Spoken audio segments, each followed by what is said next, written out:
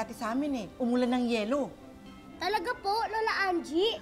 Oo, at ang sabi ng lola ko, may magic na dala kapag umuulan ng yelo. Sabi pa nga niya, mag-wish daw tayo. Nag-wish nga ako nun Nagkatotoo. Wow!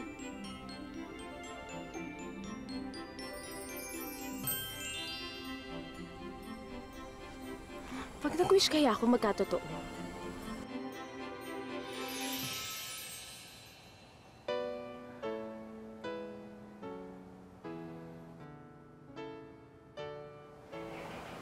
Sana mahanap ko na si Christine.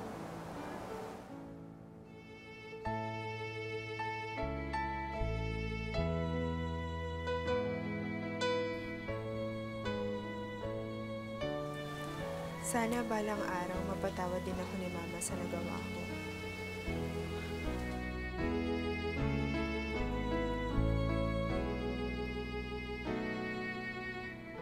Sana po magkaroon po ako ng friend. Kahit isa lang po. Please. Please. Please, please, please. Sana maging tao ako. Please, please.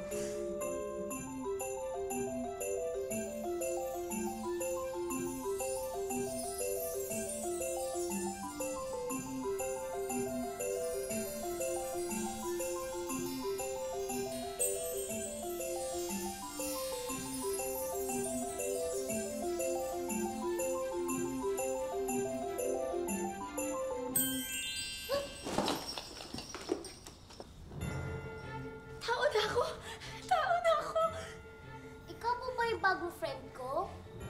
Sige, ako si Carol. Bobot! Hello, Bobot. Nay! Nay! Ay, ano ba nangyayari? Ay, hindi ko! Sino ka? Carol? Carol? Kilala niyo po ako? Sigurado ka bang Carol yung pangalan mo? Opo, bakit po? May kakilala kasi akong Carol Kamukhang kamukha mo, pero wala na siya. Nanay, siya po yung... Ay, caroler po ako. Di ba po umulan ng yelo sa labas? Kaya nakiusap po muna ako kay Bobot kung pwede po akong makisilong po dito.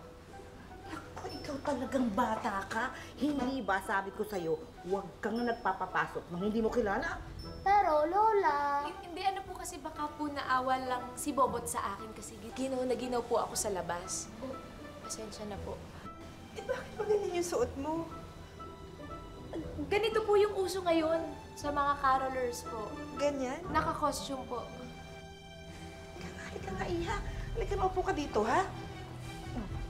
Maupo ka. Taga saan ka ba, Iha? Wala po akong tirahan ngayon. Kasi pinalayas po ako sa amin. Dito ka na lang sa amin, Ate Carol! Di ba, Nay? Oo, sige. Oo. Maraming salamat po! Grabe talaga yung mga tao tuwing Pasko. Ang generous nila. Ay, oo. Pero hindi lamang dapat tuwing Pasko. Dapat araw-araw. Di ba, Bobot? Opo! Salamat po talaga. Maraming salamat po. Sige, ikukuha na lang muna kita ng damit para makakapagpalit ka.